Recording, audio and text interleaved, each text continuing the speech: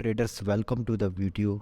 आज हम डिस्कस करेंगे time frames. Best time frames क्या होता है इन्वेस्टमेंट के लिए, पोजिशनल ट्रेडिंग के लिए और स्विंग ट्रेडिंग के लिए।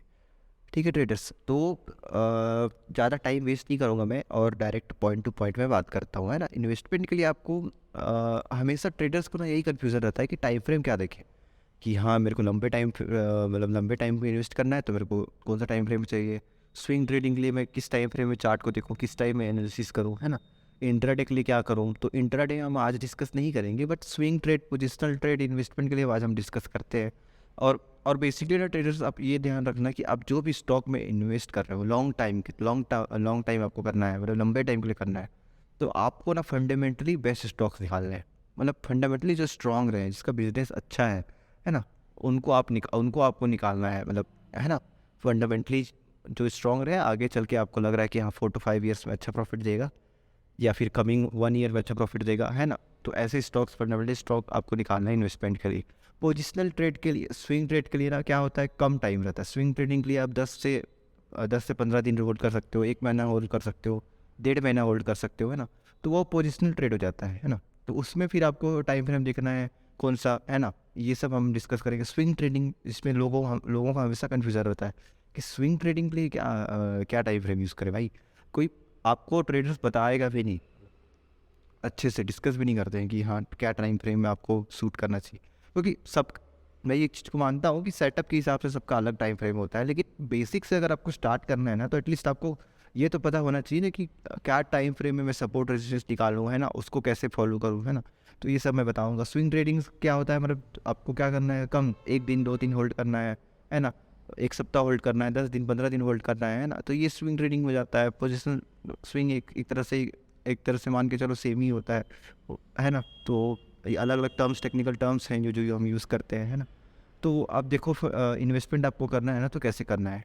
अगर आपको इन्वेस्टमेंट करना है ना, तो लॉन्ग टर्म व्यू रखना है आपको। लॉन्ग टर्म, तो long term in the sense कि आपको 1 साल 2 साल, है ना, ऐसा रखना है। तो आपको मंथली और वीकली दोनों टाइम फ्रेम में चार्ट्स को एनालिसिस करना है और फंडामेंटली स्ट्रॉन्ग आपको स्टॉक्स निकालने हैं ना ट्रेडर्स।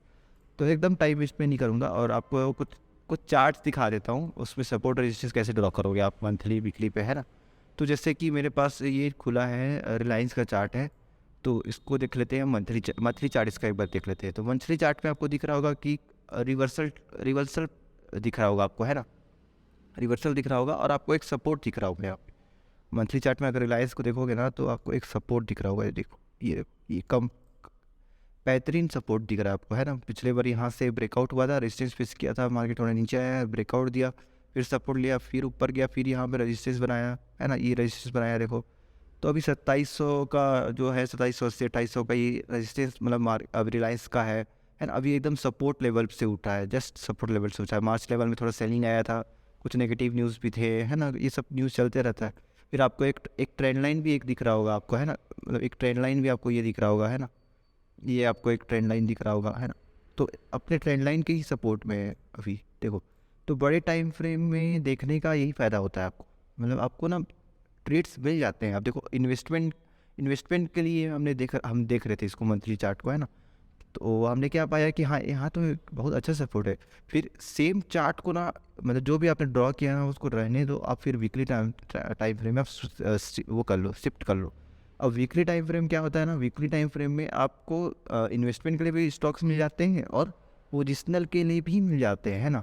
तो आप पोजिशनल और इन्वेस्टमेंट दोनों कर सकते हो। तो मैं आपको ऐसा टेक्निक बता रहा हूँ ना, जिससे लंबे टाइम फ्रेम से आप छोटे टाइम फ्रेम में आते जाओगे और आपको बड़े ट्रेड्स पे मिलेंगे और पोजिशनल भी मिलेंगे और स्विंग ट्रेड भी मिलेंगे, है ना। तो ये नोट कर लेना आप, या तो स्क्रीन शॉट ले लेना या इसका, या नोट कर लेना ट्रेड्स, है ना। तो अब देखो कितना बेहतरीन आपको दिख रहा होगा। अब कितना बेहतरीन आपको एक दिख रहा होगा कि हाँ यहाँ पे एक मेजर सपोर्ट था, हल्का मार्केट डिप किया, लेकिन तुरंत आप देखोगे तो बायर्स काफ़ी स्ट्रॉन्ग थे, तुरंत ही मार्केट को ऊपर ले आए और जिस लेवल पे वो ट्रेड करता था ना, उसी लेवल पे आ गया देखो रिलायंस, है ना।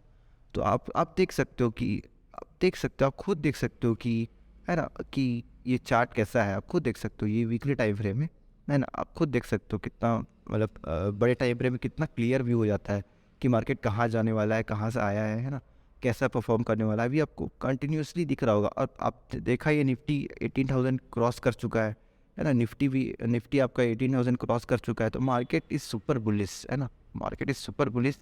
तो आप देख रहे हो रिलायंस को देखो आप, है ना, तुरंत ही ऊपर आ गया। तो ये सब ना आपको मतलब देखते रहना है। तो ये पोजिशनल ट्रेड्स के लिए मतलब आप ऐसे चार्ट मतलब ड्रॉ कर सकते हो, है ना, पोजिशनल के लिए, इन्वेस्टमेंट के लिए, है ना। और चार्ट्स भी देखेंगे तो हम क्या करेंगे ना, एक एक चार्ट को तीनों को मैच करेंगे, है ना। अब हम क्या जाएंगे, अब हम डेली टाइम फ्रेम में जाएंगे और 1 आवर टाइम फ्रेम में जाएंगे। तो क्या हमें कोई स्टॉक मतलब मिला था स्विंग ट्रेड के लिए, वो देखेंगे। तो 1 डे के टाइम फ्रेम में हम जाते हैं, जैसे वन टाइम। तो आप देखो क्या हुआ यहाँ पे। अब देखो यहाँ पे क्या हुआ ट्रेडर्स। आप देखो यहाँ पे क्या है, ये क्या है, आप तो अच्छे से जानते होगे ये पैटर्न, इस पैटर्न को हम क्या बोलते हैं, इस पैटर्न को हम क्या बोलते हैं, आप अच्छे से जानते हो ट्रेडर्स, इस पैटर्न को हम क्या बोलते हैं। इस पैटर्न को हम डब्लू पैटर्न बोलते हैं traders, W pattern reversal pattern है। आप इतना बेहतरीन आपको स्विंग ट्रेड मिला होता, स्विंग ट्रेड और पोजिशनल ट्रेड। आप सोचो, आप जानते हो डब्लू पैटर्न का हम लोग कहाँ पे एंट्री करते हैं। जैसे ही इसका हाई ब्रेक करता है हम एंट्री कर लेते हैं। इसका लो जो रहता है वो हमारा एसएल होता है, और 1:1 1:2 आपका टारगेट रहता है। तो ईजिली आपको 1:2 का मतलब आपको एक तरह से ट्रेड मिला होता, अगर आप सिर्फ और सिर्फ मतलब अगर आप चार्ट्स को ना प्रॉपर वे पे अगर आप देखोगे ना, बड़े टाइम फ्रेम से आओ। इंट्राडे पे लोग पता नहीं क्यों ज़्यादा फोकस करते हैं। मतलब हाँ, प्रॉफिट होता है, बड़ा प्रॉफिट होता है, मैं मानता हूँ। लेकिन आपको अगर मार्केट में लंबे टाइम के लिए टिकना है ना, तो आपको बड़े टाइम फ्रेम से छोटे टाइम फ्रेम में आना पड़ेगा ट्रेडर्स। बड़े टाइम फ्रेम में पहले एनालिसिस करो, कहाँ सपोर्ट है, कहाँ रेजिस्टेंस है। जितना बड़ा टाइम फ्रेम है उतना ही ज़्यादा स्ट्रॉन्ग वो सपोर्ट और रेजिस्टेंस है ट्रेडर्स। ये बात को आप हमेशा अपने मतलब कि माइंड पे रखना। जितना ज़्यादा जो स्टॉक होता है ना, जितना बड़ा जो टाइम फ्रेम होता है वो उतना स्ट्रॉन्ग होता है ट्रेडर्स, है ना। तो ये तो रिलाइज का बात हो गया, है ना। अब चलो हम 1 आवर टाइम फ्रेम में देख लेते हैं, 1 आवर टाइम फ्रेम में क्या कहानी है इसका। तो चार्ट को जैसे हम रिफ्रेश करते हैं, तो अब देखो, अब ये सब मेरे को आपको बताने का ज़रूरत तो है नहीं। मैं क्या करता हूँ, पहले ये हटा लेता हूँ ना। 1 आवर का टाइम फ्रेम आप देख रहे हैं, 1 आवर का टाइम फ्रेम आप देख रहे हैं। तो ये देखो कंटिन्यूसली सेलिंग पोजीशन आया, पहला एक बॉटम बना दिया मार्केट, है ना। पहला एक बॉटम बना दिया हमने, वहाँ पे एक लाइन ड्रॉ कर दिया है। फिर आप देखो नेक्स्ट, फिर आप देखो पहला पुल बैक में आप बाय मत करो, ठीक है। पहला पुल बैक को आप नहीं पकड़ पाओगे, है ना, छूट गया, चलो। और है ना, और आप देखो यहाँ पे फिर नेक्स्ट आप देखोगे कि हाँ, अब देखो यहाँ पे क्या है हुआ, नेक्स्ट बार क्या किया, एक ट्रेंड लाइन फॉर्म कर रहा है नीचे से। आप देखोगे तो ये देखो, और फिर ये देखो, ये देखो, ये देखो। अब ये पैटर्न मेरे को बताने का तो ज़रूरत नहीं है, आपको पता ही होगा कि ये कौन सा पैटर्न है ना। और अब बुलिश पिनियन पैटर्न बोलते हैं इसको, है ना। अब बेस्ट पैटर्न होता है किसी भी मतलब चार्ट में अगर बनता है ना, तो स्विंग ट्रेड मतलब इसमें लिया जाना चाहिए, मतलब स्विंग ट्रेड, है ना।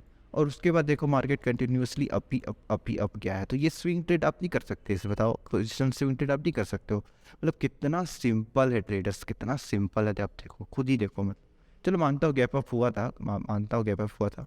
लेकिन अगर आपको 2-3 दिन 10 दिन 15 दिन होल्ड करना है ना, तो उसके लिए फिर आपको मतलब एंट्री कर लेना है, मतलब, है ना। अपना स्टॉप लॉस लगा दिए, अपना एंट्री कर लिए, है ना। मतलब वो मतलब फर्स्ट आवर का है, मतलब, है ना, कैंडल। तो आपको मतलब ऐसे ही करना है, मतलब आपको फाइंड आउट करना है पहले। आप पहले आ जाओ मंथली चार्ट में, आप देखो कहाँ पे स्ट्रॉन्ग सपोर्ट है, कहाँ पे रेजिस्टेंस से स्ट्रॉन्ग है ना, वो देख लो आप पहले, है ना। फिर उसके बाद आप आ जाओ वीकली टाइम फ्रेम में। वीकली टाइम फ्रेम में आप देखो, है ना, वीकली टाइम फ्रेम में क्या कहानी हो रहा है। फिर आप डेली टाइम फ्रेम में देखो, डेली टाइम फ्रेम में आपका माइंड और क्लियर हो जाएगा, है ना। फिर आप आ जाओ 1 आवर टाइम फ्रेम में, 4 आवर्स टाइम फ्रेम में भी आप जा सकते हो, है ना। 4 आवर्स टाइम फ्रेम में भी आप चेकआउट कर सकते हो, है ना। 1 आवर टाइम फ्रेम में आ जाओ, है ना, 4 आवर टाइम फ्रेम में आ जाओ। आपको लगे हाँ ये तो मतलब सभी टाइम फ्रेम के हिसाब से मतलब ये सॉलिड हमको कंफर्मेशन दे रहा है, मल्टीपल कंफर्मेशन दे रहा है। अगर आपको कोई सा ई एम जमता है तो आप कुछ ई लगा के देख लो, है ना। आपको फिबोनाची जमता है, आप फिबोनाची कुछ लगा के देख सकते हो, है ना। फिबोनाची आप लगा लो, है ना, फिबोनाची लगा लो आप, है ना। फिबोनाची के हिसाब से देखो, फिबोनाची के हिसाब से देखो आप, है ना, कहाँ ब्रेकआउट दे रहा है, देखो। अब जिसको फिबोनाची यूज़ करने आता है वो जान रहे कहाँ एंट्री करना है भाई। मेरे को बताने का ज़रूरत नहीं पड़ेगा, आप, मेरे को पता है, लोगों को पता है कि कहाँ से एंट्री करना है। फिबोनाची देख लो आप, है ना, कंफर्मेशन के लिए मल्टीपल कंफर्मेशन आपको मिल जाएगा।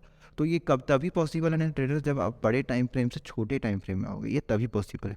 और भी स्टॉक्स देखते हैं, तो मंथली में आ जाते हैं वापस से, और हम चलते हैं HDFC बैंक की ओर। HDFC में भी सेम कहानी है। देखो आप प्रॉपर इस पर सपोर्ट दिख रहा है, प्रॉपर इस पर रेजिस्टेंस दिख रहा है ना। तो इसमें भी सेम कहानी है ना। आपका मतलब ये आप कर सकते हो। तो इसमें ज़्यादा मैं आपका टाइम मतलब नहीं लूँगा, और आपको ये आप एक बार नोट कर लो फिर से। अभी हमने क्या देख लिया, हमने ये देखा कि आपको पहले मंथली और वीकली टाइम फ्रेम में जाना है, उस पे सपोर्ट रेजिस्टेंस प्रॉपर ड्रॉ कर लेना है, फंडामेंटली स्ट्रॉन्ग स्टॉक्स होने चाहिए। फिर आप स्लोली पीछे जाओ, आप वीकली टाइम फ्रेम में जाओ, फिर डेली टाइम फ्रेम में जाओ, फिर 1 आवर टाइम फ्रेम में जाओ। और आपको फिर बुलिश जो पैटर्न्स होते हैं ना, reversal pattern, W pattern, bullish pin pattern, ये खोजना है आपको, है ना। अगर आपको आपका सेटअप अगर मूविंग एवरेज के हिसाब से है, तो आप मूविंग एवरेज के हिसाब से अपना एंट्री बनाओ। और डरो मत, मतलब कुछ एसल होता है उसको एक्सेप्ट करो। जब तक एसल को एक्सेप्ट नहीं करोगे तब तक पोजीशन नहीं बना पाओगे। आप डरते रहोगे। आपने खुद देखा होगा मार्केट को कुछ दिन पहले, जैसे कि आप निफ्टी को देख लेते हैं ना। निफ्टी का जैसे बॉटम बना था कुछ दिन पहले, है ना। निफ्टी का हम डेली टाइम फ्रेम में आ जाते हैं। तो आप देखो निफ्टी का डेली टाइम फ्रेम, आप देखो यहाँ पे आपको क्लियरली दिख रहा है कि रिवर्सल पैटर्न है भाई। लेकिन फिर भी कई कई लोगों ने मतलब ट्रेड मिस किया होगा। कई लोगों ने पोजीशन नहीं बनाया होगा, इन्होंने स्टॉक चेक नहीं किए होंगे।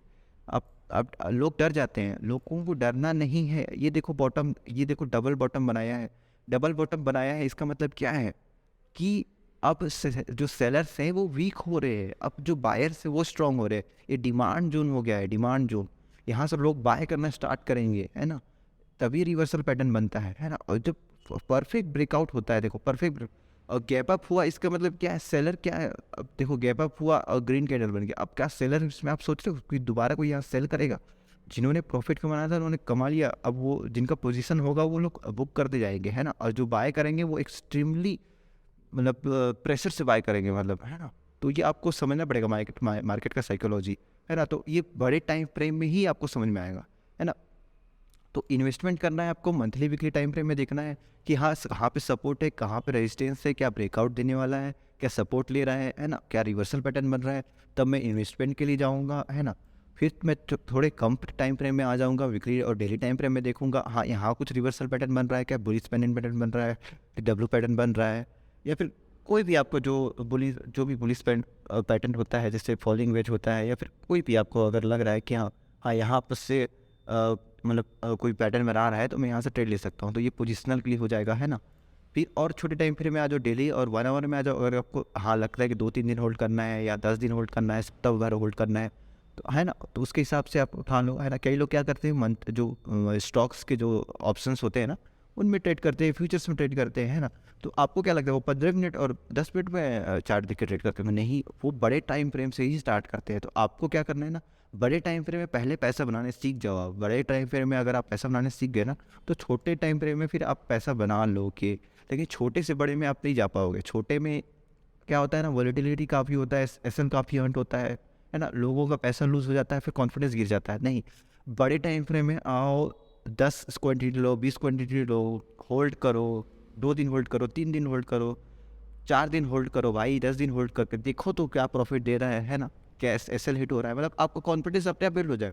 बड़े टाइम फ्रेम में जो पैसा आप बना पाओगे ना, वो छोटे टाइम फ्रेम में आप नहीं बना पाओगे। मतलब जो कॉन्फिडेंट के साथ, कई लोग जॉब भी करते हैं ना, उनको टाइम नहीं मिलता।